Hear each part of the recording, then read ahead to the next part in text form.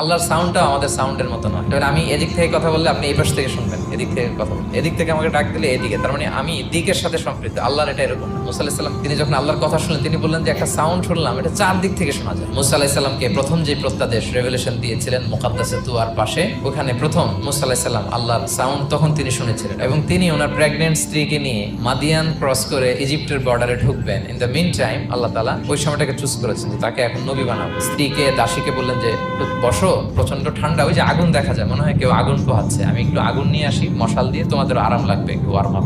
আগুনের কাছে যেয়ে দেখে সামনে যত যায় আগুন তত পেছায়, এবং আগুনটা সাধারণ আগুন না, একটা গাছ থেকে আগুন বেরোচ্ছে, কিন্তু ওই গাছের পাতা জ্বলে না, ডাল জ্বলে না, কিছুই হয় না। আসলে এটা আগুন না, এটা আল্লাহর নূর। তো আল্লাহ তখন মুসা আলাইহিস সালামকে প্রত্যাদেশ করলেন যে ইন্নানি আনাল্লাহ, আমি আল্লাহ, ফা'বুদনি, আমার ইবাদত করো, ওয়া আকিমিস সালাতা লিযিকরি। তাহলে সৃষ্টির সাথে স্রষ্টাকে মিলাবেন না। আমরা ভুল করে অনেক সময় এরকম অবান্তর প্রশ্নগুলো করি।